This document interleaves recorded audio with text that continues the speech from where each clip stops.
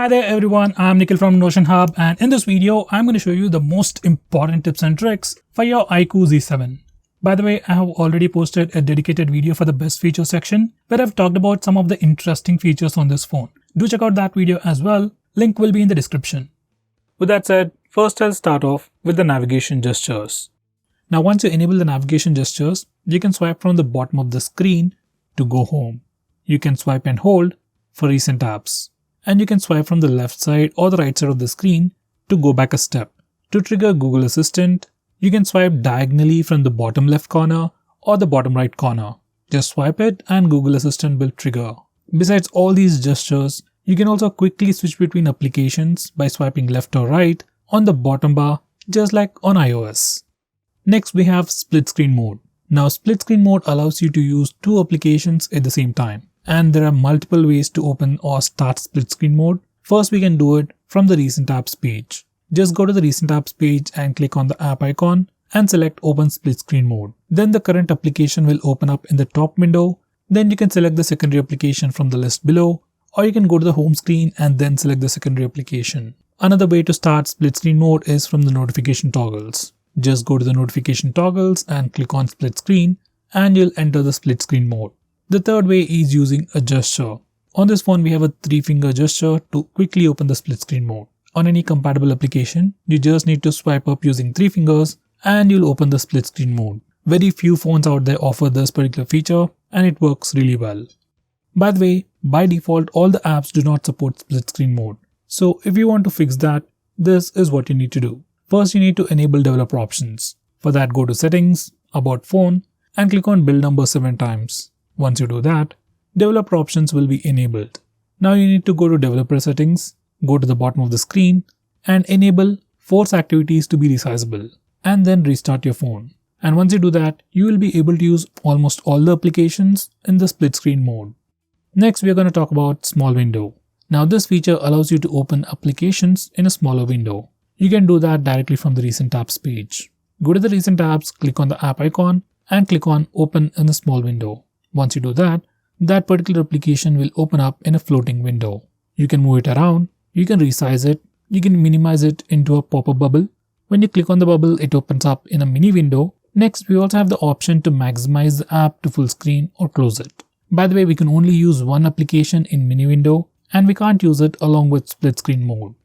Next, I'm going to show you different ways to take screenshots on your phone. First way is using the buttons. You can just press the volume down and power button both at the same time to take a screenshot. Next, we also have the 3-finger screenshot gesture on this phone. It's enabled by default. If it doesn't work, you can just enable it. Now this is how it works. Once you enable this feature, just swipe down using 3 fingers and you'll be able to take a screenshot. It's very simple and it's very handy.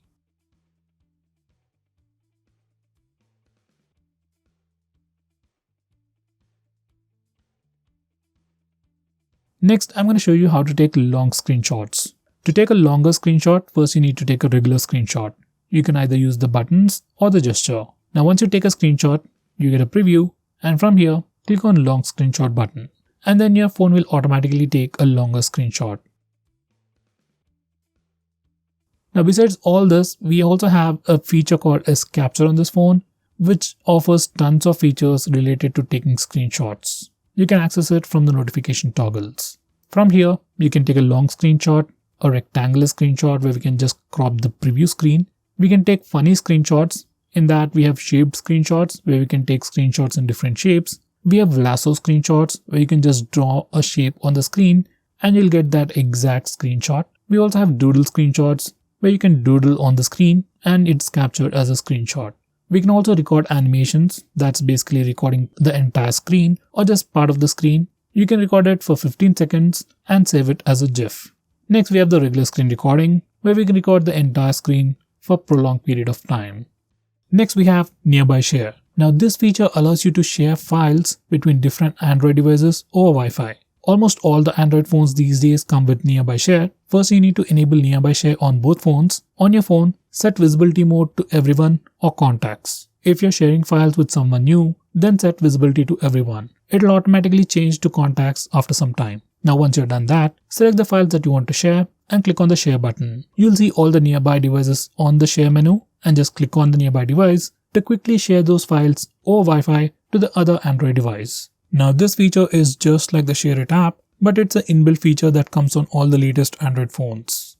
Next we have Vivo Share or iQOO Share. Now this is an application that you can find on Vivo and iQOO phones. It's just like Share It, but only for Vivo and iQOO phones. It'll allow you to easily share files between Vivo and iQOO phones over Wi-Fi. Here's a quick preview.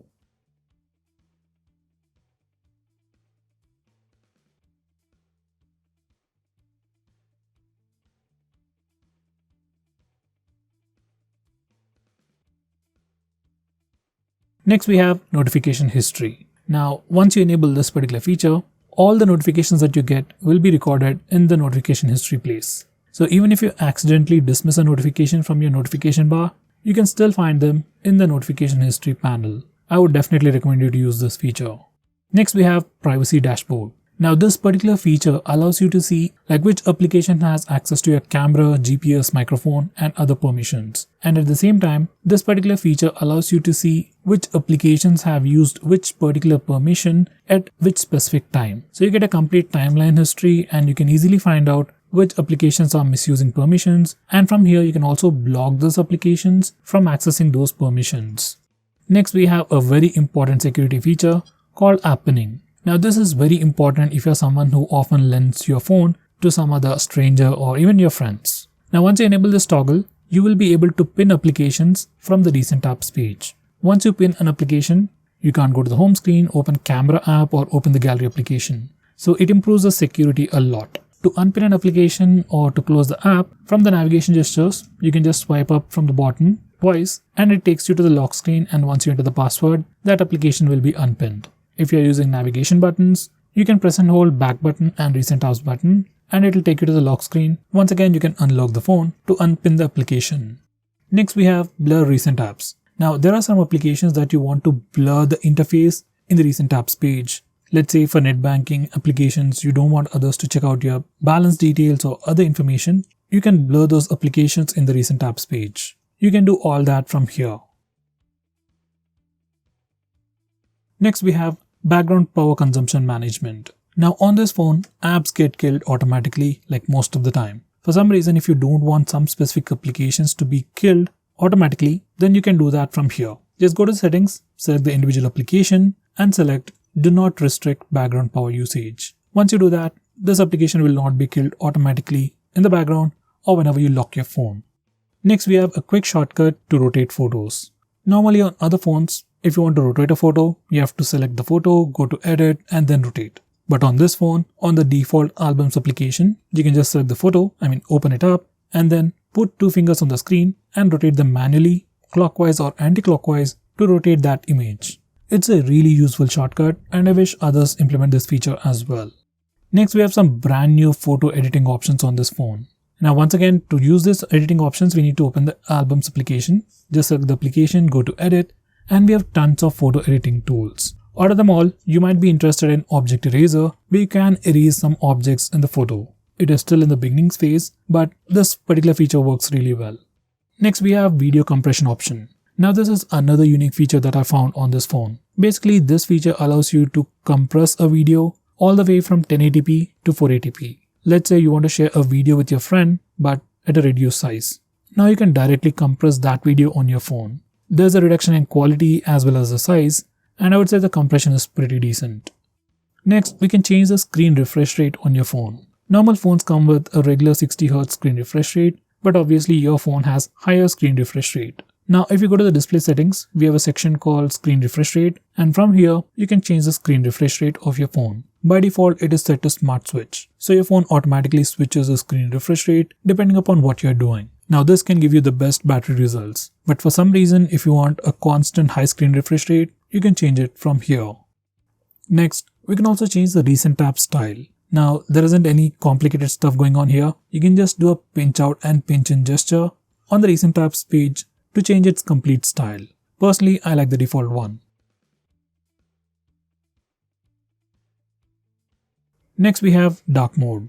Now you can enable the dark mode from the display settings or directly from the notification toggles. Once you enable it, all the system UI elements and even some system applications and Google applications change from the default light theme to the dark mode or the dark theme. Here's a quick preview.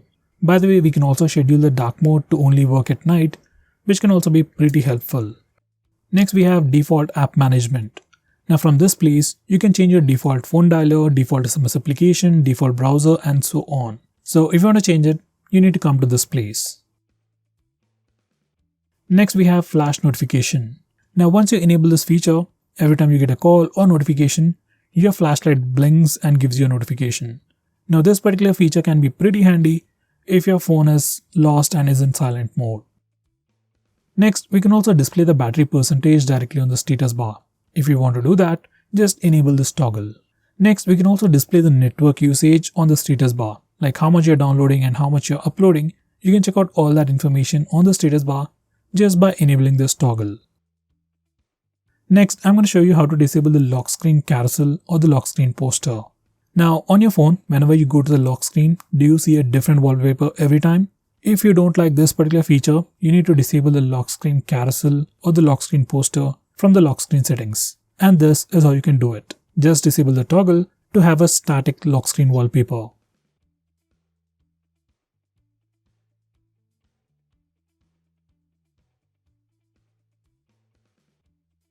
Next, I'm going to show you another important security feature. Once you enable this feature, let's say you lost your phone or just misplaced it, then no one will be able to completely shut it down from the lock screen. To turn it off, you need to unlock the phone and then only you can restart the phone or shut it off. Once again, it's a very important security feature and I would recommend you to enable it. So guys, these are the most important tips and tricks for your phone. If I missed out on anything important, do let me know by commenting below this video. With that said, this is Nikhil signing off.